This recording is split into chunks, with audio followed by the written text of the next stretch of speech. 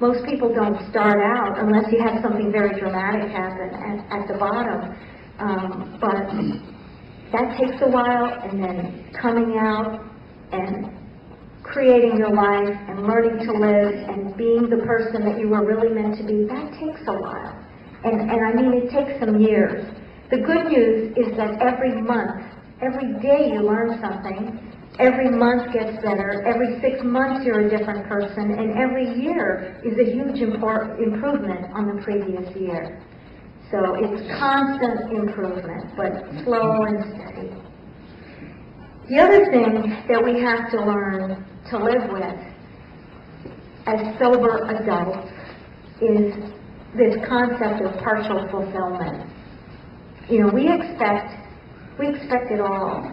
And we expect it to be perfect, and we want it to be just the way we want it to be.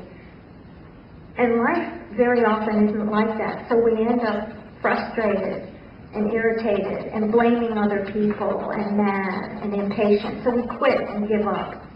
And the truth is that we have to learn to live with partial fulfillment in every area of our life. There's no perfect parent. There's no perfect child. There's no perfect spouse. You're going to have part of what you want, and then there's always going to be part that you don't want. And to live life fully, we have to learn what we can change and what we have to accept, and live with what we need to live with, and let some things be partially fulfilling and be good enough, even though they're not perfect. And that's a tough one. That's something that's taken a long time for me to understand. And, you know, I think as alcoholics in our relationships, we have a tendency to cut and run when we don't like it. And, you know, you'll get this advice like, well, I wouldn't put up with that. I'd get out of there, you know, that kind of thing. Well, if you keep cutting people out, you're not going to have anybody in your life, you know. And to have a rich life comes from having good relationships. Rich relationships are much more meaningful than a big bank account, you know, or having the best job in the world or anything like that. When it comes down to it, that's what really, really matters. And in all our relationships, we have to learn to hold ambivalent feelings in our heads. And that means love and hate. That means like and dislike. And this can apply to a job as well. And this is one of the marks of mental health and emotional maturity, the ability to hold opposites in the head at the same time and focus on what's good and go on and keep making things better.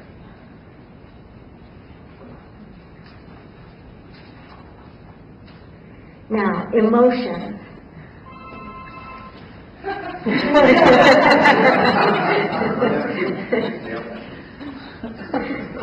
The three toughest emotions that I see people dealing with are anger, fear, and guilt. These are the big three, is what I would say. And a lot of people go back to using, when these emotions come up in the beginning and you're not used to dealing with them, people go back to using to avoid them. Therapy and working the steps can help get you through these feelings and to get to the other side. Remember always that feelings have a beginning, a middle, and an end. And they will end.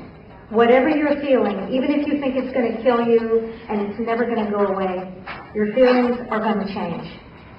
Or the situation is going to change. Or your perspective on the situation is going to change. One of my favorite prayers when my back is really up against the wall is that I'll ask God to help me either see the situation a new way or change the situation. And seeing the situation a new way is when the feelings change. So, even though you think the feelings are going to hang around and eat you alive, they're not going to. So learn how to sit with your feelings. This is the greatest task of early recovery. And when I say early recovery, I mean years 0 to 5, basically. Like, it is slow and it takes a while. Most relapses, as I said earlier, occur within a short time of leaving treatment, but they can happen at absolutely any time at all. And I've seen relapses happen with people I know who had over 30 years of sobriety. I've had sponsors who relapsed. That's happened to me twice. That was very scary. But relapses can happen to anyone at any time, and that's why in recovery we have to stay very vigilant about doing our work in recovery and to not get complacent. Complacency is the beginning of the end, and then all kinds of other things happen after that. Now, psychoanalysts. You've all heard of Freud. Freud talked about two basic drives, Eros and Thanatos. Okay, we all have these two basic drives within us. Eros is the drive towards love and life, and Thanatos is the drive towards death and destruction. And we all have both of those inside of us, and they never go away. So when you're in active addiction, your life is basically in bondage to the Thanatos, to the negative energy that's trying to kill you. When you get into recovery, you shift to the other side, to the life force. And when that is even 1% bigger, when you get to 50%, you tip the scale and you can stay in recovery. But that ambivalence is always there throughout the entire lifespan. You may not feel like you want to take a drink tonight, but that desire can be reactivated under the right circumstances. And if you haven't had it happen, and it happens later, it's okay. You know, we are alcoholics and addicts. That's the way we're made, and that's going to happen sometimes. If you have the desire, the important thing is not to keep it a secret. It's to talk about it and get it out of you and deal with it, and then it'll go away. You know, don't try to do it by yourself. So, with the Eros and Thanatos, the Eros is what sustains the will to live. You have always had that your whole life. And just be prepared that at times in your recovery, things are going to happen where there's like a warfare inside of you. And if you keep working the program and keep reaching out for help, you'll stay in recovery, even though it gets really scary sometimes. But this is why relapse can happen at any time. This is why the disease doesn't go away, because the addiction never goes away. It stays part of us. And we have to always remember that and never think that we're cured. A big thing that I really stress with people is self-care, because there's a lot that we can do to take care of ourselves on a daily basis that makes a huge difference in our bodies, our minds, and our spirits. And I'll just give you a short rundown of what I think the most important things are. Exercise, nutrition, sleep, time management, stress management, social support, meetings, mental health support, and regular medical care. And you all may be thinking of some things to add to that, but those are just the basic bottom line things that not only us, but all people need to do in order to feel healthy. Now that's a long list, and it can take a lot of time. You know, it sounds like you could spend your whole day doing nothing but self-care, but you don't have to do a whole lot of everything, but you do need a little bit of everything. And at times you need more of one thing and not so much of another thing. I think one of the most important things to start with when you're new in sobriety is the exercise. because that gets your body working again. It gets you through the post-acute withdrawal phase more quickly. It gets things rebalanced, and it alleviates depression and anxiety, as well as, if not better than, a lot of medications with no side effects. So if you're not exercising and you want to start a program of self-care, I'd say start with that. Obviously, nutrition is another big one, and I won't go into all of that, but that's also an area that I'm really very deeply interested in, and know that it makes an enormous difference in our mental health and our spiritual health, and as well as physical health. What most people don't realize is how strong the connection is between nutrition and mental health. Particularly caffeine, sugar, white flour, those types of things. And we live in a culture that is buzzed on caffeine all the time, you know, and you know, it's a powerful drug, and we all have to decide what's right for us. But you know, if you have a tendency towards anxiety problems, you might want to stop drinking caffeine, because that really works really, really bad. So, now I'm going to move on to middle recovery. What I call middle recovery is 5 to 15 years. Okay. I want to start out by telling you about Carl Jung and his 4 archetypes. And this is both for men and women. The 4 archetypes are basically the 4 parts of the character, right? So they are, the first one is, for women it's the Madonna, for men it's the father figure. This is the maternal and paternal energy that we all have. The second one is the sexual part of the person and healthy sexuality. The third archetype is the Amazon. And this is the part of the person that is independent and self-sustaining and is not expecting somebody else to support them, but, you know, is willing to work and go out into the world and do something. And the fourth archetype is the playboy and the playgirl. This is the part of the person that wants to play and have fun. Now, as alcoholics, we may or may not have developed all these 4 archetypes. If anybody has watched Sex and the City, that HBO series, it's very interesting because there are 4 women in the series, and each of the women actually represents one of the 4 archetypes. If you put them all together, you have a complete woman. But Carrie is the playgirl, Charlotte is the Madonna, Miranda is the Amazon, and Samantha is the whore, the sexual one. So each of us, men and women, has each of these 4 parts within us. And it's really our responsibility to develop each of these 4. I know, you know, I didn't develop, I feel like now I've developed all of them, but when I was drinking, I had developed the playgirl and the sexual part, and I stopped there.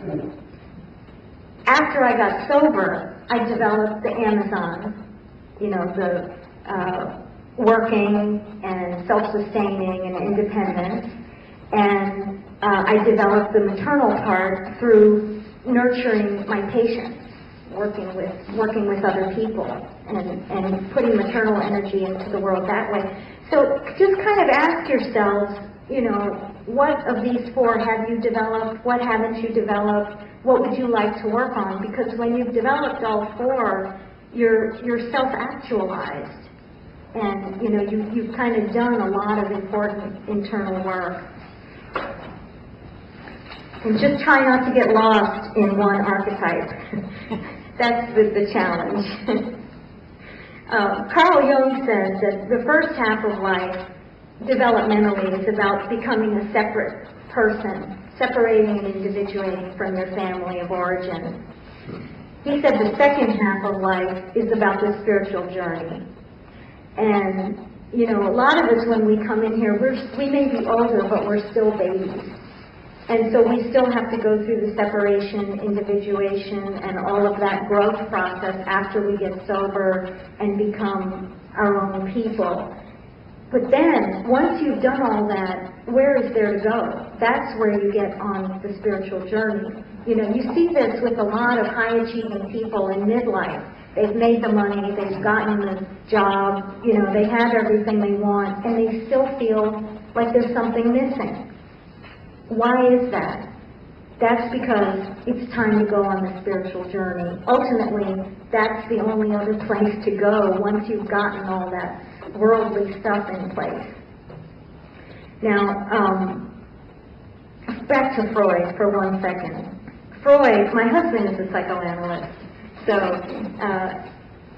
Freud said that the two major components of living life are work and love. Now, my husband, Dr. Ron, adds to that play also, and I agree with that. So we have 3 components for mental health: the ability to work, the ability to love, and the ability to play. And if we can do all of those 3 things, then we can have a reasonably satisfying life, and we can be comfortable in our own skin, and we can feel like we're living the way we were meant to live. There's another very famous psychiatrist by the name of Irving Yalom, and he talks about midlife issues that all people have to deal with. And it doesn't matter how old you are, but if your development stops when you start drinking, if you get sober, the development's going to pick up again. And at a certain point, you'll come upon these midlife issues. And a lot of people drink to avoid these 4 essential truths. The first one is that we all are responsible. We all have to create meaning in our lives. If we don't, life feels very meaningless to us. Some people try to create meaning through relationships, some people through work, some people through accumulating stuff, some people through altruistic activities. But one of our central tasks at midlife is to make meaning of our lives. The second essential truth is aloneness. The fact that we are alone in the world, to a certain degree, nothing can take that away. We come in alone, we go out alone, we get to share with other people, but there is a certain amount of aloneness that we all experience, that we all have to deal with, that's part of the human condition. And we have to accept that and not expect it to be perfect all the time. Now, this feeling of aloneness is the root of what causes a lot of clinical anxiety disorders. A lot of anxiety issues are rooted in the underlying feelings of aloneness that need to be dealt with, especially panic attacks, panic disorder, have to do with fear of abandonment and those kinds of things. So if you or someone you know is struggling, this is something that can be dealt with in therapy. The third essential truth is that we have to deal with death. You're going to die. You know, we all are. And the mental health condition most related to this one is depression. And again, that's something we can come to terms with and be at peace with and live with. And actually, the awareness of death is something